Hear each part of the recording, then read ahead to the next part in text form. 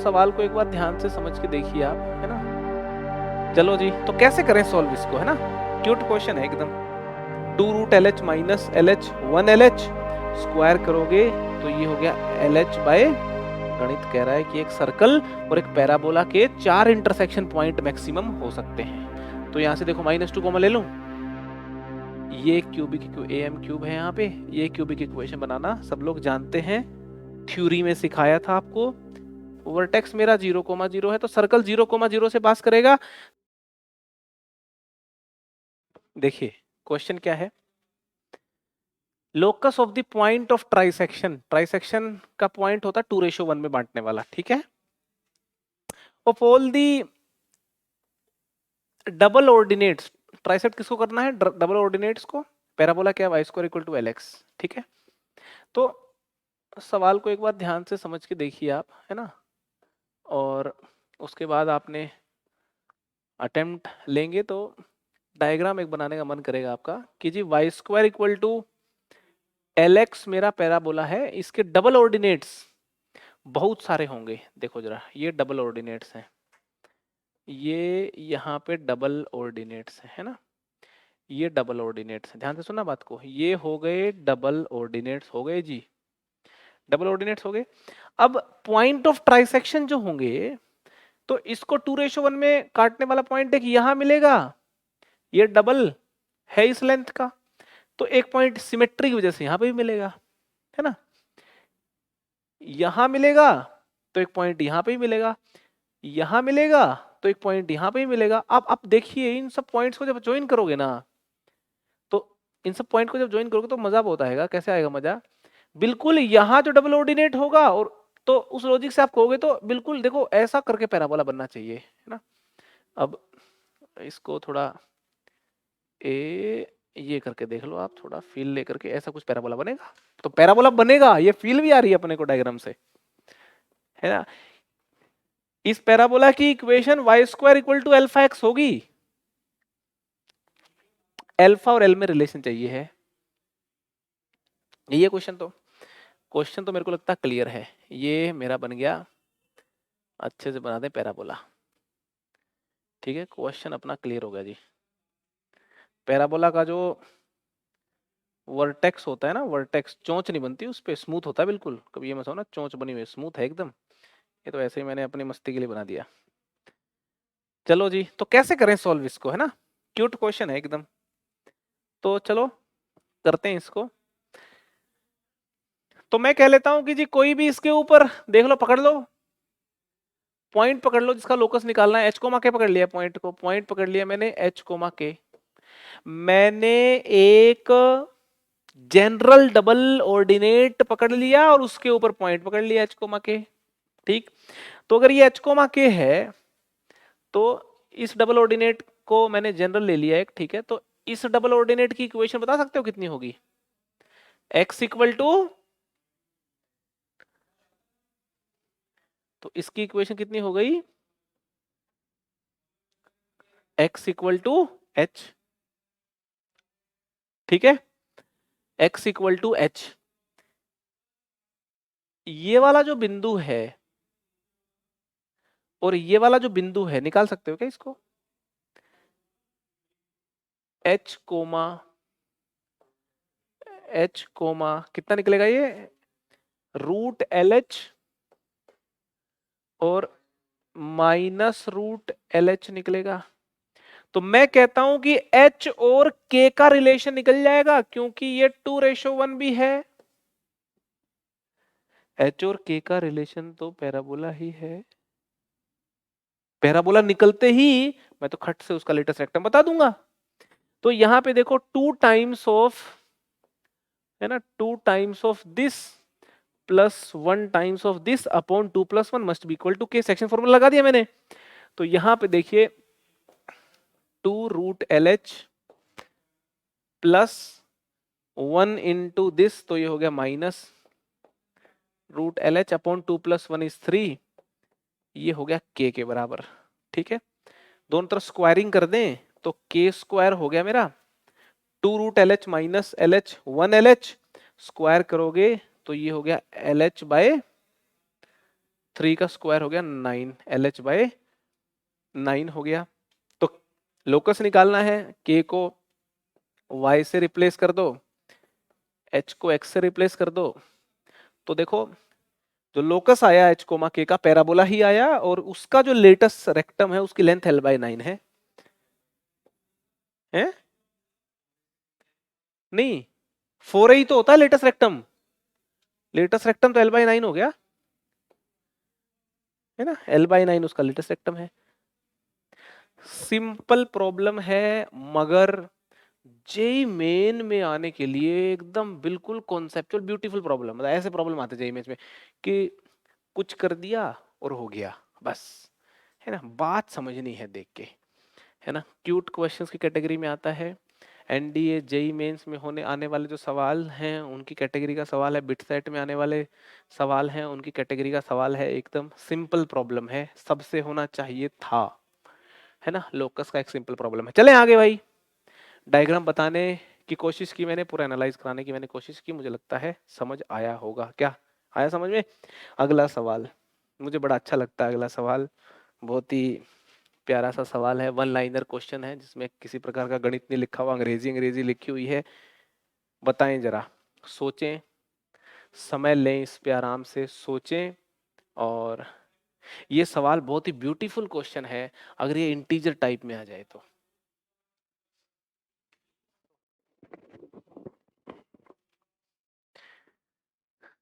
Question कहता है कि maximum number of common codes of a parabola and a circle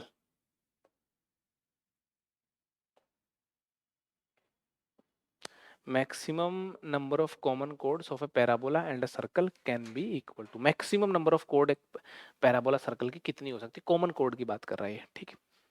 तो एक बात कह रहा हूं मैं कह रहा हूं पैराबोला को फिक्स कर लो, सर्कल को वेरिएबल कर लो, पैराबोला की लोकेशन को फिक्स करके सर्कल को वेरिएबल कर लो आप, तो मैक्सिमम नंबर वहां से भी समझ में आ जाएगा। या सर्कल को फिक्स कर लो, पैराबोला को वेरिएबल कर लो, दोनों को वेरिएबल करने का कोई मतलब नहीं है, वो लोकेशन ही बदलेंगे अपनी। रिलेटिव में देखना है तो रिलेटिव वेलोसिटी कैसे देखते थे, एक को फिक्स कर लो दूसरा पता चल जाता है। तो मैं भी यही कह रहा हूँ, दो वेरिएबल रखते हुए एक को कर लो फिक्स, दूसरे को उसके रिलेटिव में देखोगे तो पूरी बात समझ में आ जाएगी, ठीक। तो खैर y square equal to 4ax parabola को फिक्स कर लो, फिक्स पैराबोला हो गया। एक मैथमेटिकल अंदाज से समझाता हूं तुमको मैं, है ना, एक मैथमेटिकल अंदाज है, Y square equal to 4ax को फिक्स कर लो, सर्कल ले लो फिर वेरिएबल सेंटर वाला, वेरिएबल रेडियस वाला। सर्कल ले लिया मैंने, वेरिएबल सेंटर वेरिएबल रेडियस वाला, ठीक है। समझ में आ रही है? तो पैराबोला मेरा फिक्स हो गया है, पैराबोला मेरा फिक्स हो गया है। अरे क्या हो गया भाई, पैराबोला मेरा फिक्स हो गया है जी। सर्कल मेरा वेरिएबल सेंटर वेरिएबल रेडियस वाला है। मैं दोनों को इंटरसेक्ट करवा रहा हूं, पहले ये देखना चाहता हूं कि मैक्सिमम इंटरसेक्शन कितने संभव है। तो यहां से मुझे समझ में आई बात कि दोनों के इंटरसेक्शन देखना चाहता हूं मैं। तो y square equal to 4ax है, तो यहां से x मेरे को मिल गया वाई स्क्वायर बाय 4a। तो फोर पॉइंट्स ऑफ इंटरसेक्शन दोनों को हम सोल्व करने का प्रयास करेंगे। x की वैल्यू उठा करके यहां पे डाल दी वाई स्क्वायर बाय 4a। तो यहां पे जब वाई स्क्वायर बाय 4a को डालोगे तो सिचुएशन कुछ ऐसी हो गई, ठीक। जब मैं इन ब्रैकेट्स को ओपन करूंगा तो y की पावर 4 यहां पे आ रही है, y की पावर 4 आ रही है। तो देखो इसको जब ओपन करेंगे ना तो ऐसा कुछ आएगा, a नोट y की पावर 4, y की पावर 3 आएगी क्या? नहीं आएगी y की पावर 3।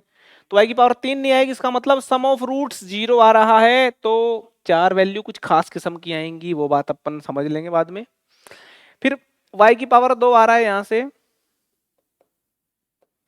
और कांस्टेंट टर्म आ रही है, मैं कह रहा हूँ ऐसी इक्वेशन बन रही है, सहमत हो तो बता दो।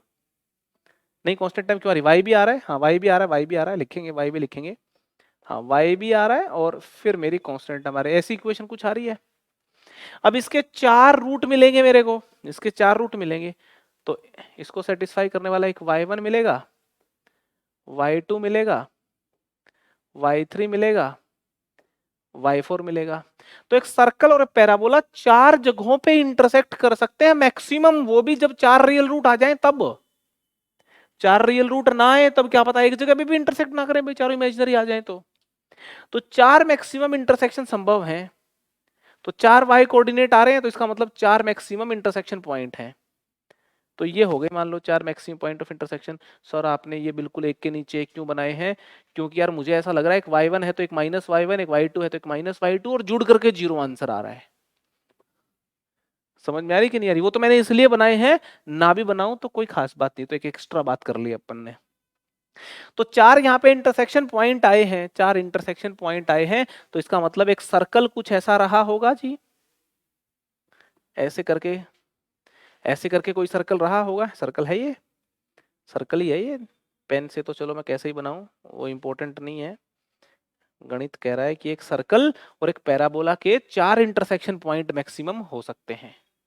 अरे बात समझ में आ गई है ना, y की 4 वैल्यूज आई हैं, y स्क्वायर की भी 4 वैल्यूज होंगी और उनके करस्पॉन्डिंग फिर x भी आ जाएगा। ठीक है, मतलब x की और ज्यादा कुछ नहीं आ रही, ऐसा कुछ नहीं हो रहा। ठीक, तो y स्क्वायर की 4 आएंगी, अब वो 2 ही रहेंगी स्क्वायर होकर के, उस मैथमेटिक्स में अपने को क्या ही जाना, जरूरत नहीं है एज ऑफ नाउ, है ना, जा सकते हैं मगर। ठीक है जी, तो कितनी कॉमन कोड हो गई है ना, 4C2। अब यहां गलती हो जाती है, खतरनाक ऑप्शन है 2 4 ऑप्शन के बहुत जबरदस्त है। एक तो कॉमन कोड हो गई ये, एक कॉमन कोड हो गई ये, मैं तो कहता हूं ये भी तो कॉमन कोड है, ये भी तो कॉमन कोड है, ये भी तो कॉमन कोड है, ये भी तो, सारी तो कॉमन कोड है ये। तो 4C2 कॉमन कोड्स हो गई, नंबर ऑफ कॉमन कोड्स हो गई। कोई भी 2 पॉइंट पकड़ लो, ये पैराबोला की भी कोड है, सर्कल की भी कोड है जी, ठीक है ना। तो नंबर ऑफ कॉमन कोड्स जो हो गई, नंबर ऑफ कॉमन कोड्स हो गई हमारी 4C2। डायग्राम बना के देखा, 6 आ रही है, कोई दिक्कत नहीं है। 4C2 तो एक फैंसी तरीका है लिखने का, लिख दिया 4C2 6 हो गई। बात समझ में आ रही है। Maximum number of point of intersection आ गए थे 4, है ना। ये बात यहां से देख ली अपन ने मैथमेटिकली। भाई मैथमेटिकली नहीं देखते तो भी ज्योमेट्रिकली भी देखने में यही मिलता कि एक सर्कल है, यहाँ रखो, एक सर्कल को बढ़ाना चालू करो, बढ़ाना चालू करो, तो एक जगह पे आकर के आपको दिखेगा कि सर्कल जो है कुछ यूं करके काटना चालू कर देगा। तो एक बात समझ में आ जाती है यहाँ से कि मैक्सिमम एक सर्कल 4 जगहों पे काटता है। ये बात ज्योमेट्रिकली भी समझ में आ गई और यहाँ से भी अपने को बात समझ में आ जाती है कि हाँ जी 6 कॉमन कोड यहाँ पे संभव है, 6 कॉमन कोड्स यहाँ पे संभव है। ठीक है, तो कॉमन कोड के ऊपर ही सवाल है, कुछ ज्यादा तो कुछ नहीं पूछा हुआ, लेकिन प्यारा सवाल है कॉमन कोड के ऊपर, है ना। आई होप सोल्यूशन आपको समझ में आ गया होगा। ये सोल्यूशन तो कुछ करना ही नहीं है, तो बहुत ही सिंपल था, मैं दोनों जानबूझ के दोनों बताना चाहता था आपको, है ना। अगर एक ही मुझे बताना होता तो मैं ये बता करके 1 मिनट में, सवाल को आप 1 मिनट में टिक कर सकते हो, मेथड नंबर 1 मेथड नंबर 2, सवाल को आप 1 ही मिनट में टिक कर सकते हो, है ना। और पूरा एनालिसिस यहाँ पे दोनों बातों से अपन कर सकते हैं, तो इसलिए पूरा इलेबोरेट करके मैंने सिचुएशन को दर्शाया है, समझाया है। ठीक, नेक्स्ट क्वेश्चन करें। Let's see the question and then let's see the solution. तो ये क्वेश्चन क्या कह रहा है, नेक्स्ट क्वेश्चन है अपना, normal to the parabola y square equal to 4x, make an angle phi with the x axis. तो इतनी सी बात को समझते पहले, सुनिए जरा ध्यान से, डायग्राम बना लेते हैं। अच्छा, एक सिंपल डायग्राम जो है वो अपनी हेल्प करता है सोचने में, है ना। तो बना लिया जी मैंने, पैराबोला इधर से पास करता है, ठीक है, y square equal to 4x। तो इसने कहा है कि, है ना, यहाँ है एक नॉर्मल, ठीक है, यहाँ पे नॉर्मल है, ये एक्सिस तो x एक्सिस ही है इसकी, इसके साथ फाई एंगल बनाती है। तो tan फाई नॉर्मल का स्लोप है भाई, स्लोप ऑफ नॉर्मल कितना होगा 10 फाई, और स्लोप ऑफ नॉर्मल होता है कितना होता है टी की टर्म्स में। अगर ये पॉइंट हो मेरा, अगर मैं इस पॉइंट को ले लूं a T one square comma 2a टी1, तो माइनस टी1 होता है नॉर्मल का स्लोप। तो ये यहां से क्लियर हो गया कि माइनस टी1 है मेरा 10 फाई, मतलब टी1 मेरा कितना है माइनस 10 फाई है। ये यहां से एक बात समझ में आ रही है, ठीक। Equation of normal at P T one, equation of normal at P T one कितनी है, y is equal to minus T one X plus 2a t1 plus a t1 cube. सोचना ही नहीं चाहिए बिल्कुल एकदम। नॉर्मल पे बड़े सारे सवाल आते रहते हैं, एडवांस की बात करें तो, ठीक है ना। नॉर्मल पे मतलब उनको बहुत ही मजा आता है क्वेश्चन पूछने में, और लोगों को बहुत परेशानी होती है। मुझे आज तक समझ में नहीं आई, इस इक्वेशन को देख के परेशानी होती है, क्यूब क्यों आ गया यहाँ पे इतनी बात से परेशानी है। उतना इतनी सिंपल है ना, मतलब इक्वेशन नॉर्मल लिख ली मैंने। क्वेश्चन में कहा गया है कि ये जो नॉर्मल है ना, ये वापस जहां पैराबोला पे काट रही है, पैराबोला का नॉर्मल के बीच का एंगल बताओ। मैं आपको सर्कल में भी सिखा चुका हूं कि दो कर्व के बीच का एंगल उनकी टेंजेंट के बीच का एंगल होता है। तो पैराबोला और नॉर्मल के बीच का जो एंगल है वो बेसिकली पैराबोला और इस टेंजेंट के बीच का एंगल होगा। और ये जो एंगल है, ये एंगल अल्फा दिया हुआ है, और फिर tan अल्फा की वैल्यू पूछिए, मतलब अल्फा पे कमेंट करने के लिए बोला है। ये नॉर्मल फिर से पैराबोला को एक क्यू बिंदु पे काट रही है ना। तो इस पॉइंट के ऊपर नॉर्मल और पैराबोला के बीच का एंगल बताना है, तो यहाँ टेंजेंट और नॉर्मल के बीच का एंगल बताना है। अच्छा, लोग जो है ना, टेंजेंट नॉर्मल के बीच का एंगल 90 डिग्री, अरे भाई वो इस टेंजेंट इस नॉर्मल के बीच का एंगल 90 डिग्री है, ये वापस काट रही है। नॉर्मल है ये, मगर इस पॉइंट पे है। तो ऐसे फालतू के कंफ्यूजन नहीं लाने अपने को माइंड में, ठीक। तो इस पॉइंट को अगर मैं ध्यान से देखो, जरा प्रोसीड करने का तरीका देखो, ए T two comma 2a t2 मान लूं क्यू पॉइंट को, तो जो स्लोप ऑफ टेंजेंट है, इस टेंजेंट का स्लोप ऑफ टेंजेंट है, वो कितना हो जाएगा 1/t2, 1/t2। और स्लोप ऑफ नॉर्मल निकाल चुके हैं अपन, कहा -t1। इसका स्लोप निकाल चुके हैं, स्लोप ऑफ नॉर्मल। अरे निकाल चुके हैं क्या भाई, ऐसे मरे हुए हो क्या तुम लोग, बिल्कुल एकदम। -t1 निकाल चुके हैं, ये तो नॉर्मल है, देख लो इसका स्लोप है -t1, ठीक है। मजा आ गया। दो स्लोप, दो लाइन, उनके बीच का एंगल आपस में कमेंट करवा रहा है, तो अपन बोल देंगे tan अल्फा जो है, इसका फॉर्मूला हो गया भाई m1 - m2 upon 1 + m1 m2, है ना। तो m1 ले लो, किसी को ले लो, ये ले लो m1 - m2 1 + m1 1 + m1 m2 ले लिया, ठीक। t2 मुझे पता है -t1 - 2/t1 होती है, तो ऊपर t1 कैंसिल होकर के कुछ कुछ होकर के आ जाएगा, या t1 में आंसर आ जाएगा, फिर फाई में रिलेशन आ जाएगी, फाई और अल्फा में हो ही जाएगा क्वेश्चन। तो ये तो कनेक्ट कर दी बातों को सारी, तो अब तो पता चल गया, अब तो सॉल्व करना है ना। तो यहाँ पे ये समझ में आ गया कि जो t2 है मेरा, वो -t1 - 2/t1 होता है, t2, ठीक है जी। तो एक सही समय देख करके वैल्यूज डाल देते हैं अपन। एक बार इसको थोड़ा सोल्व कर लेता हूँ अगले लाइन में।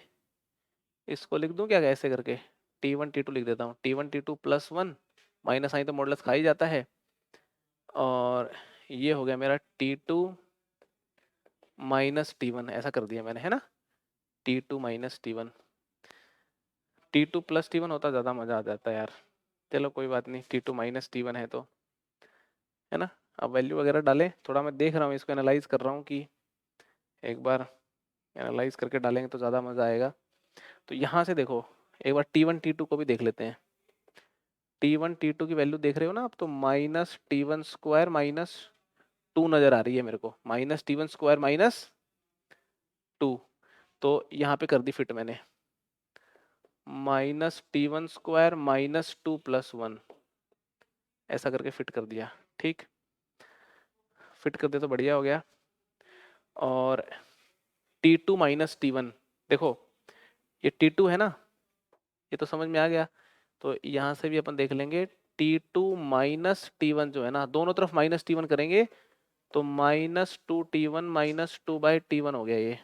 ठीक है, तो यहाँ से देखो माइनस 2 कॉमन ले लूँ, माइनस 2 कॉमन ले लेते हैं, बचेगा कितना, T1 plus 1/T1, T1 square plus 1/T1 लिख दूं, ऐसा लिख दूं T1 स्क्वायर प्लस 1/T1। आपको जान के खुशी होगी कि ऊपर भी T1 स्क्वायर प्लस 1 ही है, कैंसिल हो रहा है ये। तो ये क्वांटिटी इस क्वांटिटी से कैंसिल हो जा रही है, माइनस साइन से तो फर्क नहीं पड़ता। तो ये भी T1 स्क्वायर प्लस 1 था, T1 स्क्वायर प्लस 1 से हो गया कैंसिल। T1 को ऊपर उठा दो तो T1/2 आंसर आ गया सर, T1/2 का मॉडुलस। T1 कितना है 10/5, तो 10 अल्फा यहाँ से आ गया, ये वाली कैलकुलेशन, तो 10 अल्फा यहाँ पे आ गया मेरा, मोड T1 लोगे तो 10/5 हो गया, 10/5। अभी एक्यूट एंगल फाई की बात कर रखी है तो पॉजिटिव वैल्यू है, 10/5 डिवाइड बाई 2, 10/5 डिवाइड बाई 2 मेरा आंसर आ गया। समझ में आ रही कि नहीं आ रही? तो जो नॉर्मल की बातें हैं देखो अगेन किस पॉइंट पे कट करती है, इस कॉन्सेप्ट का इस्तेमाल हो गया है ना, slope of tangent slope of normal का यहाँ पे इस्तेमाल हो गया है, सिंपल सिंपल बातों का, दो लाइन के बीच में एंगल वाली बात का यहाँ पे थोड़ा इस्तेमाल हुआ है, बेसिक बेसिक 2-3 बातों का इस्तेमाल होकर के एक सवाल बना हुआ है, प्यारा सा सवाल है, कर लो नोट। ठीक है जी।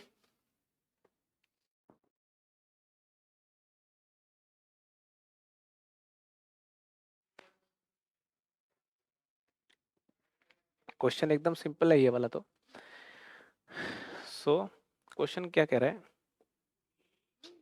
नॉर्मल कोड टू अ पैराबोला, इस पैराबोला पे नॉर्मल कोड बनानी है, कहाँ बनानी है, उस पॉइंट पे बनानी है whose ordinate is equal to abscissa, मतलब एक्स और वाई कोऑर्डिनेट क्या है, बराबर हैं। ठीक है, एक्स और वाई कोऑर्डिनेट मेरे बराबर हैं। तो क्वेश्चन ये है ऐसे पॉइंट पे मेरे को नॉर्मल कोड बनानी जिसका एक्स और वाई बराबर हैं। अच्छा जी, बना देंगे जी नॉर्मल, है ना। ठीक है, एक्स और वाई कोऑर्डिनेट बराबर हैं, तो पैराबोला जो है मेरा ये एक्स और वाई मेरे बराबर हैं, तो इसको मान लेते हैं अपन के कोमा के मान लेते हैं। पैराबोला दे रखा है मेरा Y square equal to 4ax, तो y square equal to 4ax parabola जो है इसका एक्स और वाई बराबर हो जाए, के हो जाए दोनों, है ना। तो इसको उधर लाऊंगा मैं, के square minus 4ak equal to 0, के कॉमन लेंगे तो k minus 4a equal to 0। दो संभावना है, या तो k 0 हो या 4a हो, k 0 हो गया, 0,0 की नॉर्मल कभी कोड नहीं बन पाएगी, कभी कोड नहीं बन पाएगी, इस वजह से k इक्वल टू 0 कैंसल हो रहा है। k इक्वल टू 0 4a आया है, तो है ना, normal at 0,0 can not act as a कोड, normal at 0,0 cannot act as a code, hence k equal to 0 rejected, k equal to 4a मेरा आंसर आ गया। तो ये जो बिंदु है ये बिंदु बेसिकली 4a, 4a है ना, ये बिंदु 4a, 4a है, और ये बिंदु मुझको पता हो तो ये बिंदु निकालना बहुत ही इजी है। दो बिंदु पता मेरे को लग गए तो कोड समझ में आ गई मेरे को। नॉर्मल तो पूरी लाइन है, ये है नॉर्मल कोड, इसको बोलेंगे नॉर्मल ने जो कोड बनाई है वो नॉर्मल कोड हो गई जी। शब्द काफी इंपॉर्टेंट है, सिंपल है। ये नॉर्मल कोड फोकस है मेरा a,0 के ऊपर। सवाल है कि a,0 के ऊपर जो है इस नॉर्मल कोड ने क्या एंगल बनाया है, ये वाला एंगल थीटा जानने की कोशिश है ना, ये सवाल है। तो ना इस बिंदु को अगर अपन A T one square comma 2a t1 कहें, तो ये बिंदु हो जाएगा मेरा A T two square comma 2a t2। तो इजीली देखा जा सकता है ए टी वन स्क्वायर की वैल्यू 4a है, तो t1 मेरा 2 हो गया। तो यहां से ये बात समझ में आ गई कि t1 मेरा 2 है, t1 2 है, तो t2 होता है -t1 - 2/t1, तो -2 - 2/2 -3। तो T2 मेरा -3 है, तो ये बिंदु हो गया आपका -3 का स्क्वायर 9a कोमा -3 रखोगे तो -6a हो गया ये बिंदु, 9a कोमा -6a हो गया। ठीक है, तो ये जो एंगल थीटा पूछा गया है यहां से, तो टेन थीटा निकालोगे आप, टेन थीटा निकालोगे, या यूं कहें आप इस लाइन को देखो, ये पॉइंट मेरा A है, ये फोकस F, तो आप स्लोप ऑफ AF निकालोगे तो वो आ जाएगा 4a - 0 upon 4a - a, 4/3। Slope of इस पॉइंट को B ले लें तो B F लाइन का स्लोप देखेंगे, तो 9 -6a - 0 अपॉन 9a - a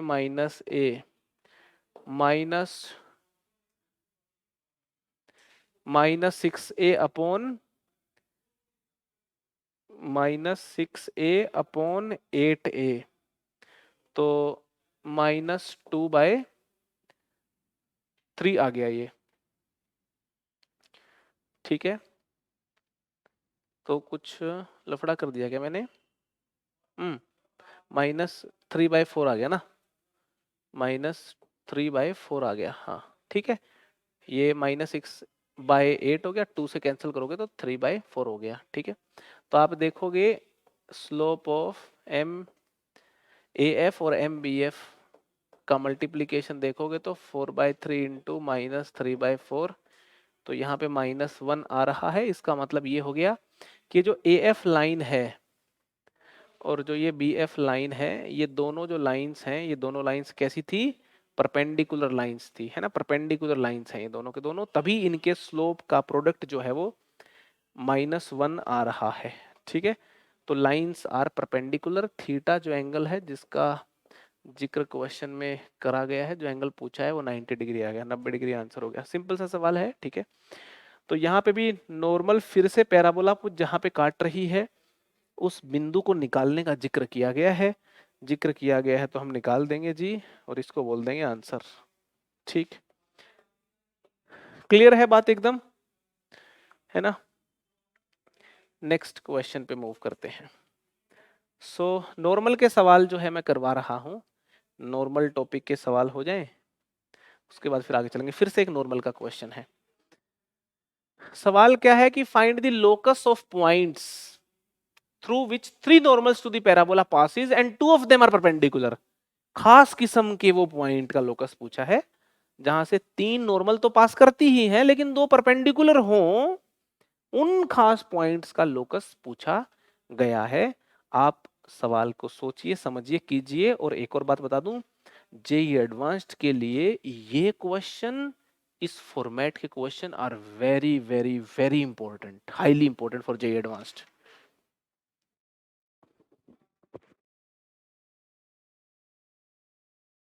सी,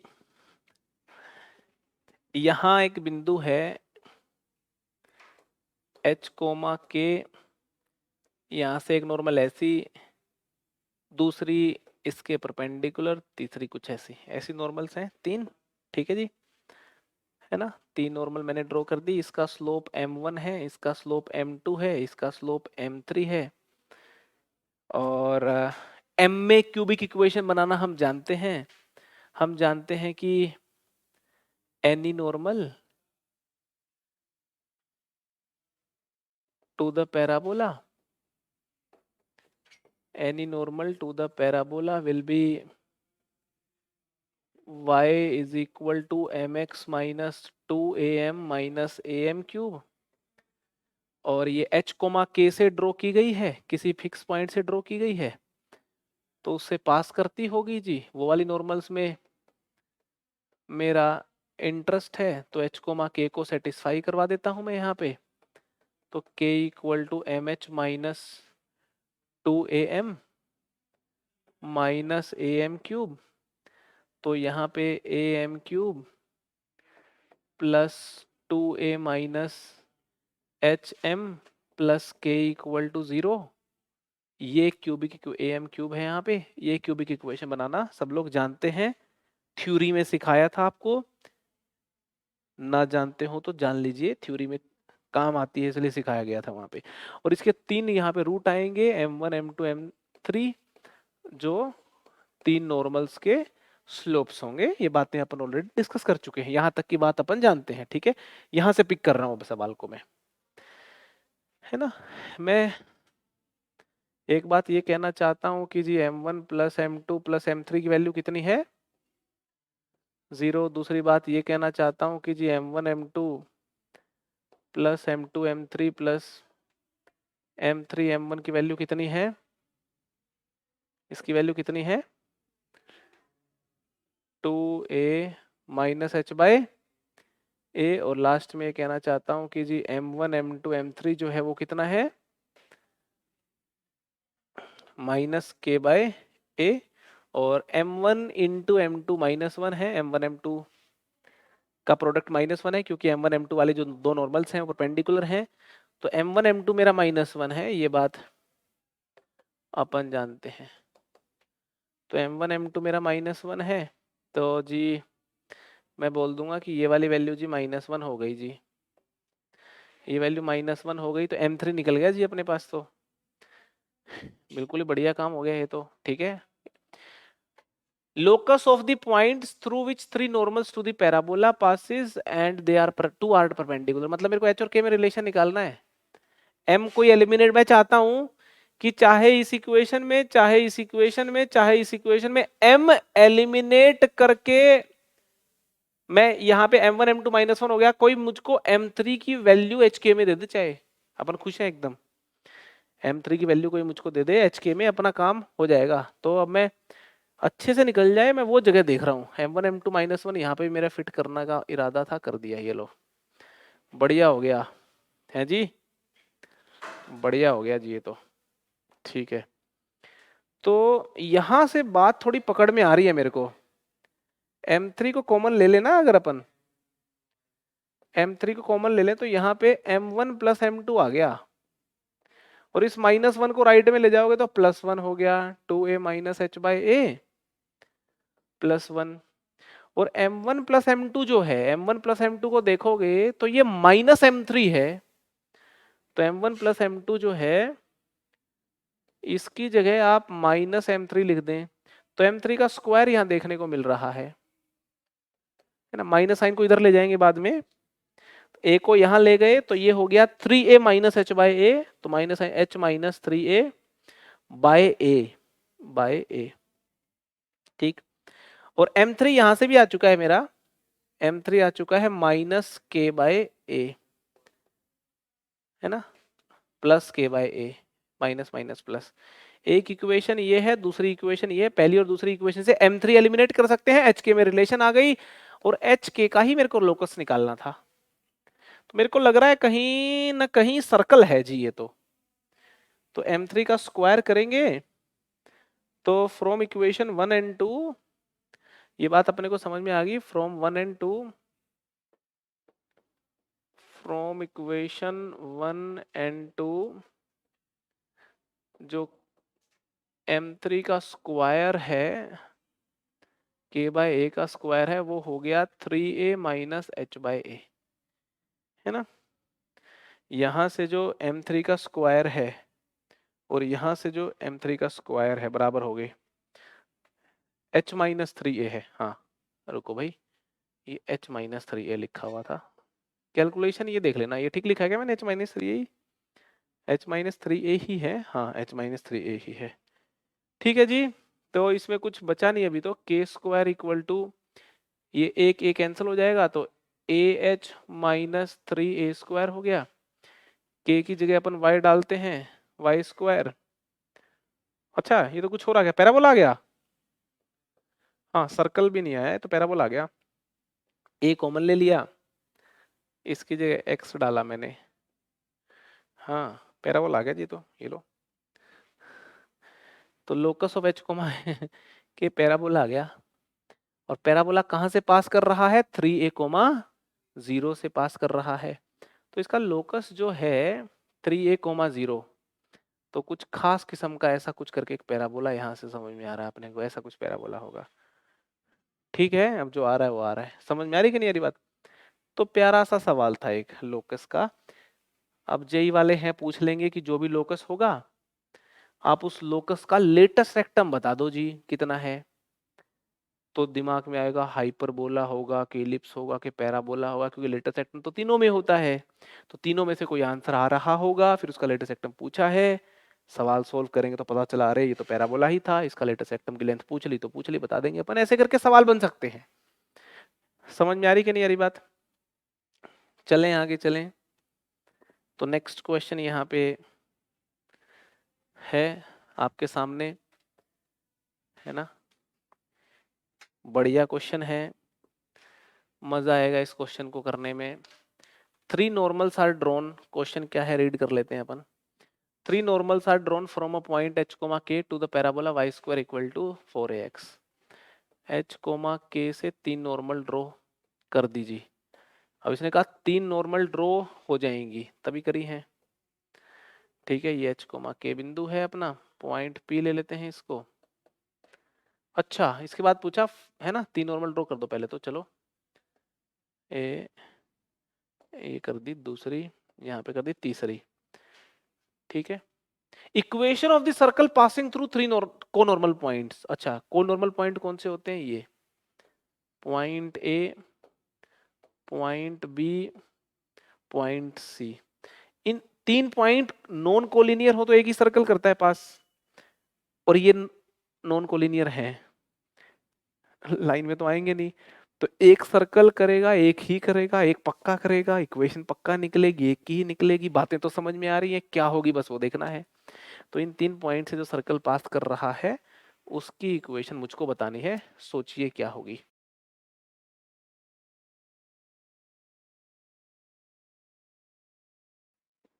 चलो मैं बताता हूं, बातों को ध्यान से सुनना।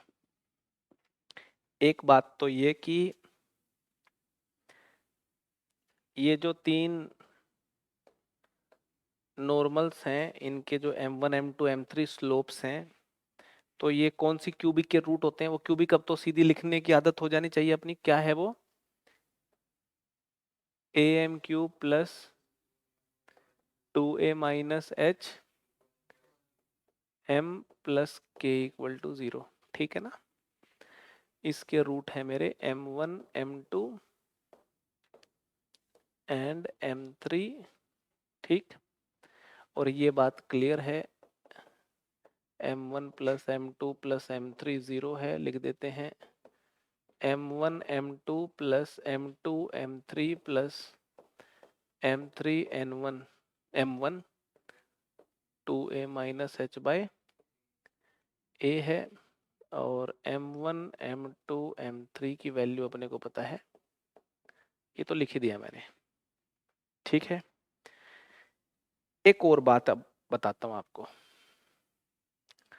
मैं कह रहा हूं कि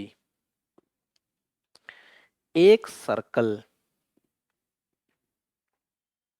जो इन 3 पॉइंट से पास कर रहा है ना, ध्यान से देखना उस सर्कल को आप, ए ऐसा कुछ करके फिर वो इधर से जाएगा, इस वाले पॉइंट से कुछ पास करेगा।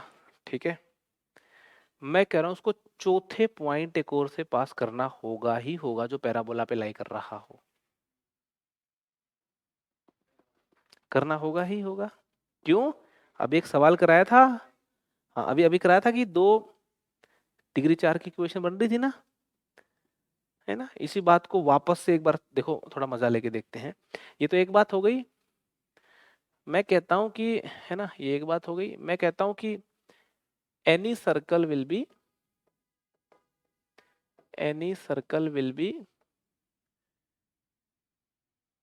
x square plus y square plus 2gx plus 2fy plus c equal to 0, ऐसा कुछ होगा। और वो सर्कल एक खास किस्म के बिंदुओं से गुजर रहा है। कौन से खास किस्म के बिंदुओं से? यहां पे एक बात बोल रहा हूं मैं, ध्यान से सुनना। इसको एक बार मैं थोड़ा रब सा कर दे रहा हूं यहां से, है ना। ये जो सर्कल है ये खास किस्म के बिंदुओं से गुजर रहा है। किस खास किस्म के बिंदुओं से? आप इस बिंदु को देखो। ये बिंदु अगर नॉर्मल का स्लोप मेरा m1 है ना, तो ये बिंदु लिखा जाएगा am1 स्क्वायर कोमा -2am1। सहमत हो इस बात से आप? हाँ, ये बिंदु लिखा जाएगा am2 स्क्वायर कोमा 2am2, और ये लिखा जाएगा a कोमा 2am3। मतलब am square comma 2am type के बिंदु बहुत पसंद है इस सर्कल को, मैं ये कहना चाह रहा हूं, है ना। ये लाइन अपने आप में बहुत शानदार लाइन है। This circle is passing through, मैं कहना चाह रहा हूं, this circle is passing through a m square comma -2am, passing through points. एक नहीं, ज्यादा पॉइंट्स हैं। am square comma 2am, where m can be m1 और m2 और m3। समझ में आ रही बात आपको? तो जब ये इस टाइप के बिंदुओं से पास कर रहा है तो इसमें सेटिस्फाई करा के देखो। जैसे ही सेटिस्फाई कराया तो गजब ही हो गया। a की पावर क्या बन गया? a की पावर 2, m की पावर 4। m की पावर 4 इंटरेस्टिंग चीज नोट करने वाली। 3 तो मैं जानता था, m1 m2 m3, चौथा कौन आ गया? ये एक बात और यहाँ समझ में आ रही, उससे कुछ कंक्लूजन भी निकालेंगे। फिर इसको उठा के डालेंगे तो ये हो गया भाई 4a square m square. Calculation ये है इसमें 2g a m square plus 2f y मेरा माइनस में है, तो माइनस में 4a m f plus c equal to 0। ठीक है? अरे समझ में आ रही कि नहीं आ रही? ठीक है, ध्यान से सुनना बात को। है जी?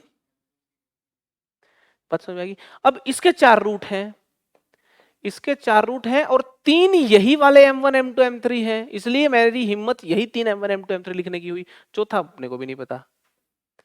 मगर एक बात है, जोड़ सबका 0 है, जोड़ सबका 0 आ रहा है, क्योंकि m क्यूब की टर्म नहीं है इसके अंदर। m1 plus m2 plus m3 plus m4 0 आ रहा है, और ये 0 पहले से जानता हूं, तो m4 0 आ गया। m4 0, स्लोप ऑफ नॉर्मल 0, दुनिया की इकलौती नॉर्मल है जिसका स्लोप 0 हो, वो x एक्सिस है। तो ये तो इसका मतलब ये इस पॉइंट से भी पास कर रहा था ये तो सर्कल 0,0 से, तो प्रूव हो गया। अरे समझ में आ रही कि नहीं आ रही? ठीक है, तो यहाँ पे अपने को बात समझ में आ रही है कि यार ये जो चीज है, ये चीज जो है ये 0 है ना। ये तो 0 था ही मेरा, ये चीज 0 है, तो इसका मतलब मेरा m4 0 है, m4 मेरा 0 है। इसका मतलब ये हो गया, hence circle is passing through the vertex of the parabola. Circle is passing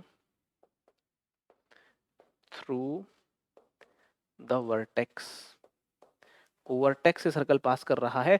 ये खुद में एक बहुत शानदार सवाल है कि 3 कोनॉर्मल पॉइंट से पास होने वाला सर्कल पैराबोला के वर्टेक्स से ही पास करेगा, पैराबोला चाहे कैसा भी क्यों ना हो। ये अपने आप में एक जादुई सवाल है। तो एक सवाल तो अपन ने किया है यहाँ पे कि भाई, तो ये जो सर्कल होगा, ये सर्कल कुछ ट्रेस करने लगे तो ये सर्कल कुछ ऐसा बनने की कोशिश करेगा, है ना। तो कुछ जरा और अच्छा डायग्राम बना लेते हैं। ये ऐसा कुछ सर्कल बन गया, है ना। समझ में आ गया सर्कल कैसा है जी? ये यहाँ से पास होने वाला सर्कल है ना। m4 तो 0 हो गया, है ना। m4 0 हो गया, तो इसका मतलब ये सर्कल जो है वर्टेक्स, वर्टेक्स मेरा कितना है, वर्टेक्स से पास करेगा वर्टेक्स मेरा 0,0 है, तो सर्कल 0,0 से पास करेगा, सर्कल 0,0 से पास करेगा, तो इसका मतलब सर्कल की इक्वेशन का सी 0 है।